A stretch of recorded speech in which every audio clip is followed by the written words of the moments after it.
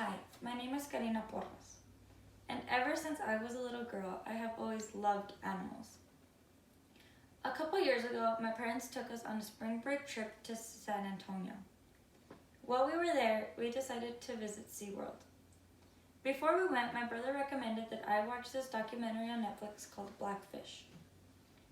About it, and according to SeaWorld of Hurt, it documents the trauma that these whales endured during their training.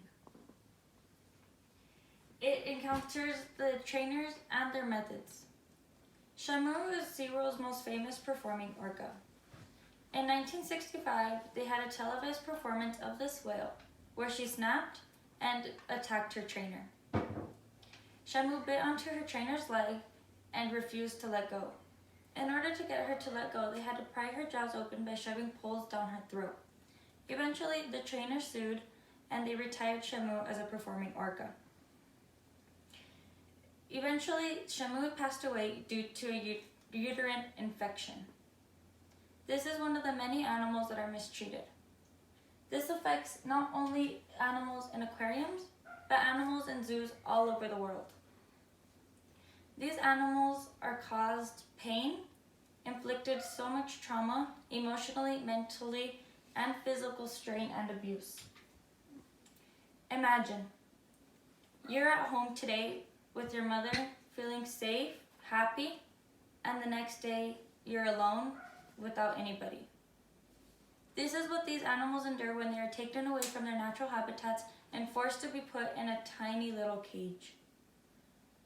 According to FOBAR, all animals are mistreated in zoos. When a larger animal than a trainer, for example, lions, tigers, bears, they are often inflicted fear and pain because of their trainers. Trainers rule their power over these animals. It makes them go against their whole nature. These animals are often diagnosed with separation anxiety and depression. Shamu is one of the whales that was taken when she was 3 years old. And this happens to not only mammals, but to birds and other kinds of species. According to PETA, this affects not only one animal, but all of the other animals that live in that habitat, in all tundras, in all biomes. This affects their ecosystems. When you take a predator out, it ruins the whole chain. This is what happens when we support zoos. We give them money to help abuse these animals, to help them lock them up in cages, to help them kill other species. This is what you give your money to.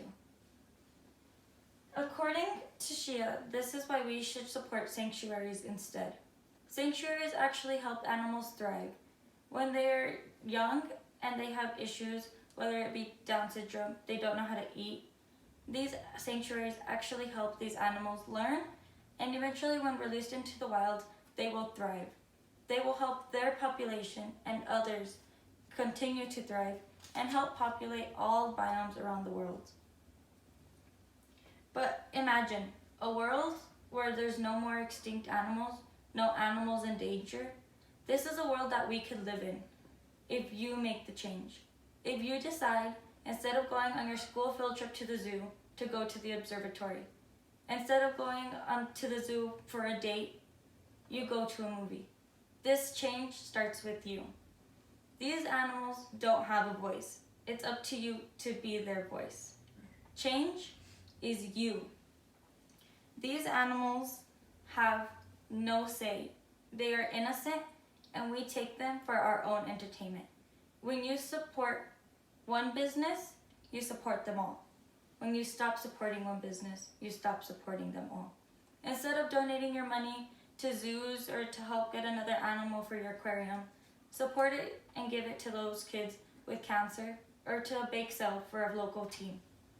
This is what you need to do. This is what these animals are asking you to do. End it.